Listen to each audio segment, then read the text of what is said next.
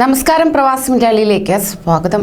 ജനിതകമാറ്റം സംഭവിച്ച പുതിയ കൊറോണ വൈറസ് റിപ്പോർട്ട് ചെയ്ത പശ്ചാത്തലത്തിൽ രാജ്യാന്തര സർവീസുകൾ അപ്രതീക്ഷിതമായി വീണ്ടും റദ്ദാക്കിയതോടെ സൗദിയിലേക്ക് പുറപ്പെട്ട പല പ്രവാസികളും പാതി വഴിയിൽ കുടുങ്ങിയതോടെ കൂടുതൽ പ്രതിസന്ധിയിലേക്ക് കടക്കുകയാണ്.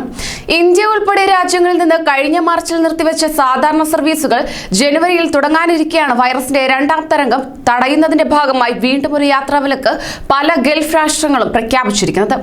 ഇന്ത്യയിൽ നിന്നും താൽക്കാലികമായി റദ്ദു ചെയ്ത സർവീസുകൾ വൈകാതെ പുനരാരംഭിക്കുമെന്ന തീർച്ചയിൽ ഈ അടുത്ത് നാട്ടിലേക്ക് തിരിച്ചവരും പുതിയ യാത്രാവിലക്കിൽ ആശങ്കയിൽ കഴിയുകയാണ്.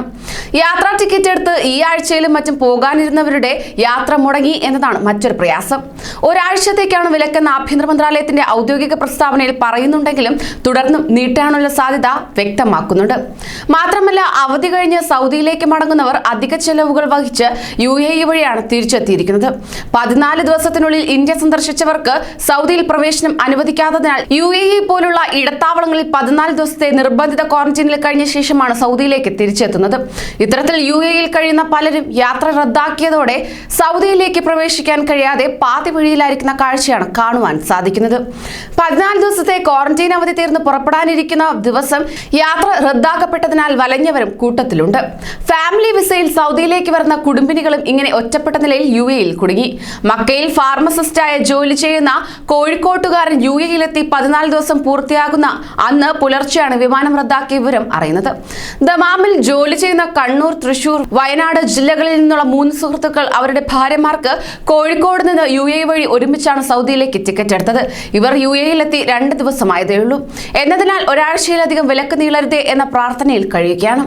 അടിയന്തരമായി തിരിച്ചു കമ്പനിയിൽ ജോലിക്ക് പോകേണ്ടവരും ജീവനക്കാരെ മാത്രമേ ഏൽപ്പിച്ച് കുറഞ്ഞ അവധിക്ക് നാട്ടിൽ പോയി തിരിച്ചു വരാമെന്ന് കരുതിപ്പോയവരും ഒടുക്കം 7 മാസത്തിലധികം കുടുങ്ങിയ ഇടത്തരം ചെറുകിട സംരംഭകരും ഇങ്ങനെ UAE വഴി തിരിച്ചു വരുന്നവരുടെ കൂട്ടത്തിൽ ഉണ്ട്.